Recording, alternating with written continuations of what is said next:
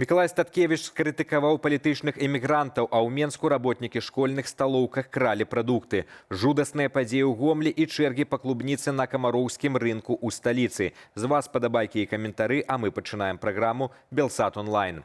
У Гомлі 34-гадовы кіроўца матацыкла «Ямаха» вырашыў выпрабаваць лёс і на поўнай хуткасці уляцеў на ажыўленнае скрыжаванне на забаранальны сігнал светлафора. Лавіруючы паміж машынамі, байкер цудам пазбег аварыі. Ад сур'ёзнага сутыкнення яго аддзялялі лічаныя сантыметры. Як то кажуць, нарадзіўся ў кашулі.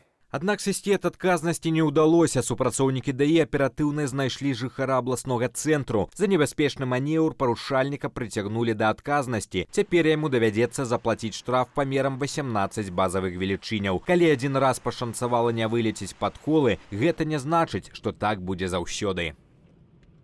У горадні міліцыя пачала правяранне ў дачыненні 53-гадовага мясцовага жыхара, які зладзіў смяротна небяспечную паездку для сваіх гадаванцаў. Шакавальныя кадры інцыдэнту апублікаваў ТРЭЦ-канал 001 BY. Кіроўца рухаўся па гарадскіх вуліцах з насцеж адчыненым багажнікам, у якім перавозіў сабакаў.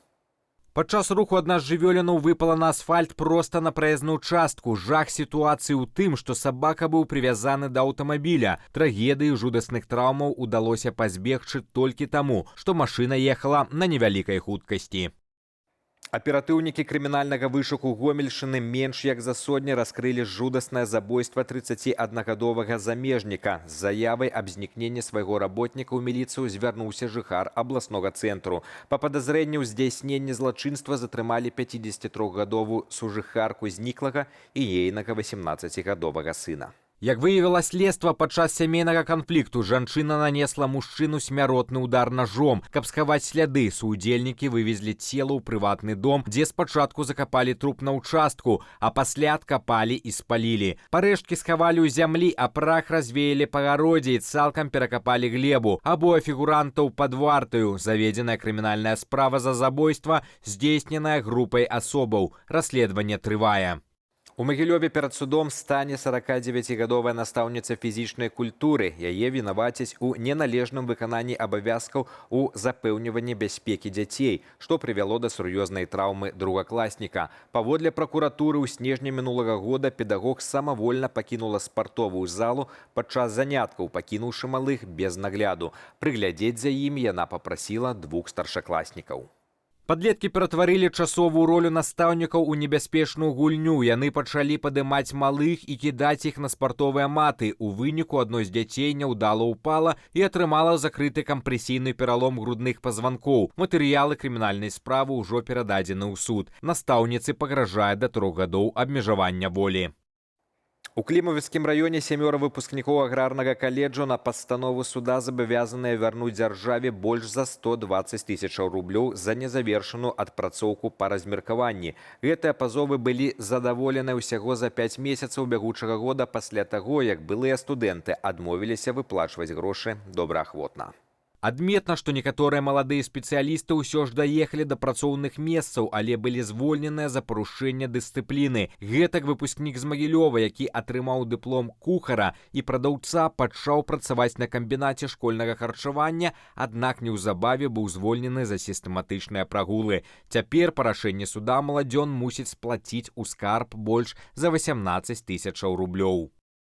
У некалькіх раёнах сталіцы супрацоўнікі дэпартаменту аховы правялі рэйды па школьных сталоўках. Падчас правярання ў першамайскім, маскоўскім, фрунзенскім ды іншых раёнах гораду былі затрыманыя работнікі камбінатаў школьнага харчавання, якія спрабавалі вынесці прадукты адразу пасля заканчэння сваёй змены.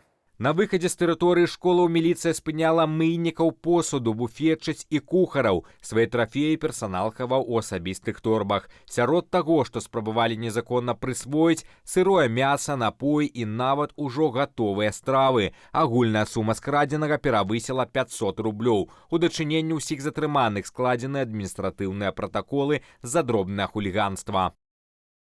Прэм'ер-міністр Арменіі Нікол Пашыньян на перадвыбарчым мітынгу рэзка раскрытыкаваў Александра Лукашэнку. Нагодаю сталіся ранейшыя выказванні дыктатара пра тое, што Арменія, цытата, «нікому не патрэбная», а таксама ягоныя словы пра дапамогу Азербайджану. Пашыньян заявіў, што Ерэван не збіраецца выходзіць з Еўразійскага эканамічнага саюзу, аднак выкарыстаў усе рычагі ўплыву, каб Менск не змог выкарыстаць ЕАЭС супраць Арменіі. Палітык падкрэсліў, што краіна больш не будзе залежаць ад аднаго саюзніка і ператвараецца ў скрыжаванне свету. Праз падрыхтоўку да выбараў, якія пройдуць 7 чэрвеня, Пашыньян прапусціў бягучы саміт арганізацыі ў Казахстане, аднак ужо атрымаў афіцыйнае падтрыманне ад прэзідэнта ЗША Дональда Трампа. Былы палітвязень і адзін з лідараў дэмакратычнага руху Мікалай Статкевіч апублікаваў рэзанансны пост, у якім заклікаў выправіць імёны ў беларускім геапалітычным полі. Спасылаючыся на старажытна-кітайскага філосафа Канфуцыя, палітык жорстка скрытыкаваў дзейнасць замежных офісаў, назваўшы іх структуры квазіпартыямі і квазіпарламентамі, якія спрабуюць кіраваць працэсамі з бяспечнага далёка.